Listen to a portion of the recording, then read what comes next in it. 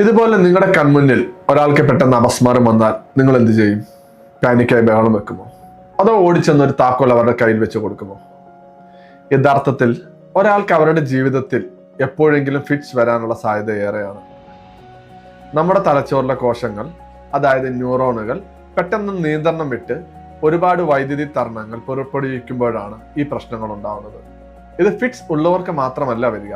ചിലപ്പോൾ രക്തത്തിലെ sugar കുറഞ്ഞാലോ, sodium കുറഞ്ഞാലോ, അണുബാധ വന്നാലോ, പെട്ടെന്നുള്ള അപകടങ്ങൾ കാരണം തലയിൽ രക്തസ്രാവം ഉണ്ടാകുമ്പോഴോ ഒക്കെ ഫിക്സ് വരാം. ഫിക്സ് കണ്ടാൽ ആദ്യം തന്നെ പേടിക്കാതിരിക്കുക. മിക്കവാറും ഇത് പെട്ടെന്ന് തന്നെ തനിയെ മാറിയേക്കാം.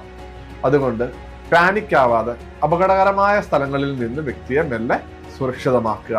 രണ്ടാമത്, ബ്രീത്തിങ് സുഗമമാക്കാൻ കഴുത്തിൽ ഇറുകിയ വസ്ത്രങ്ങളോ ആഭരണങ്ങളോ എന്നിവയുണ്ടെങ്കിൽ അത് ലൂസാക്കി കൊടുക്കുക.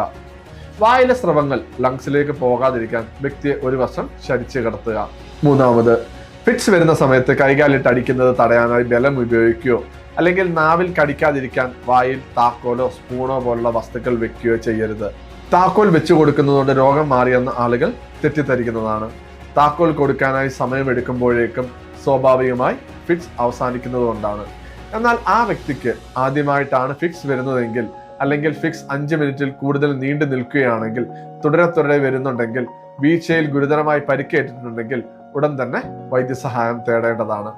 ഈ കാര്യങ്ങൾ ഓർമ്മയിൽ സൂക്ഷിക്കുന്നത് ഒരു ജീവൻ രക്ഷിക്കാൻ സഹായിച്ചേക്കാം.